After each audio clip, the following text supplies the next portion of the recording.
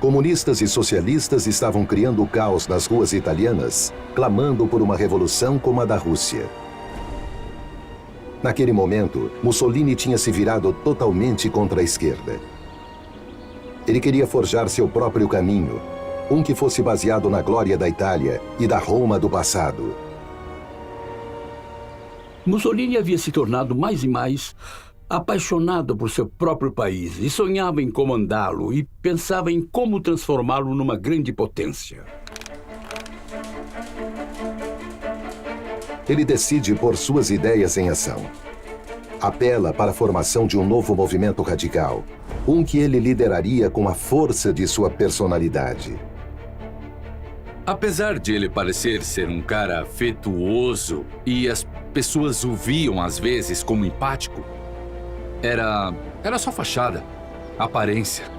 E ele sabia que aquele afeto que ele parecia dar era manipulação em essência. Mussolini apela para veteranos de guerra desiludidos que sentiam raiva pelo antigo sistema parlamentar e tinham medo de um golpe comunista. Eles acreditavam que o nacionalismo extremo e um Estado de um partido só eram o que faria a Itália forte de novo. E eles adotam o machado romano, o fácio, como símbolo deles. Eles se intitulam de fascistas. Muitos usavam camisas pretas de Arditi, a tenebrosa tropa de elite italiana na guerra. Os camisas negras fascistas, os lutadores de rua, acreditavam que os debates políticos, a votação, todas as armadilhas da democracia eram tolas ou fracas ou uma fraude. Se você queria uma coisa, a tomava. E os bandidos de Mussolini estavam armados até os dentes. Fascistas costumavam ser liderados por oficiais subalternos desmobilizados e tinham acesso a armas. Eles costumavam ficar com as armas que tinham da guerra. Eles tinham revólveres, mas também tinham armas mais exóticas. O manganelo, o porrete pesado, era uma das armas típicas deles. Mas os socos ingleses, às vezes até instrumentos estranhos, assim. Tinha um grupo fascista, por exemplo, que batia nos inimigos usando tiras de bacalhau seco.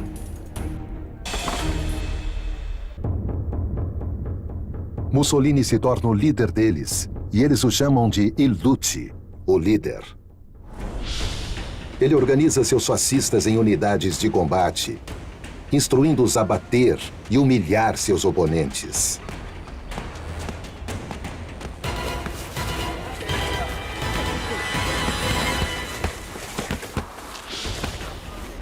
Essas unidades atacavam os chefes socialistas e capturava eles e amarrava slogans fascistas ao redor deles. Fazia eles ficarem ridículos.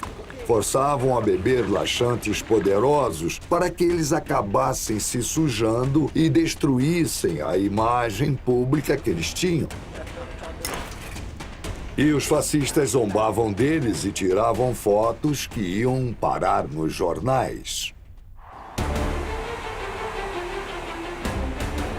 O movimento fascista de Mussolini decola, indo de 20 mil para quase 200 mil membros em apenas alguns meses. Enquanto seus bandidos lutam com comunistas nas ruas, Mussolini tenta ampliar a base de seu poder. O movimento fascista se transforma no Partido Fascista e, em 1921, ele foi eleito para o parlamento. Campanhas revelam sua habilidade suprema. Ao longo de sua carreira, com um discurso de mestre, o Duce consegue transformar multidões em fãs ensandecidos.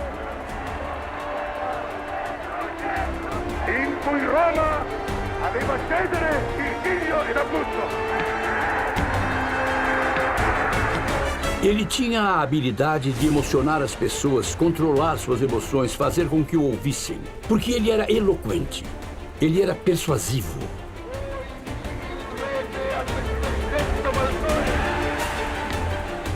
Tinha uma coisa quase mágica que levava as pessoas a concordar com ele.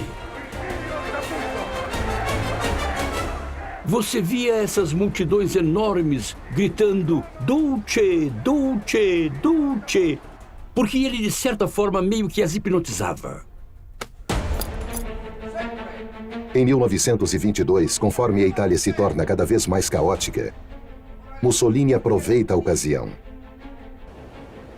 Por meio do poder de sua retórica, ele consegue mobilizar fascistas o suficiente nas ruas para tentar e forçar o Estado a dar o poder a ele. This administration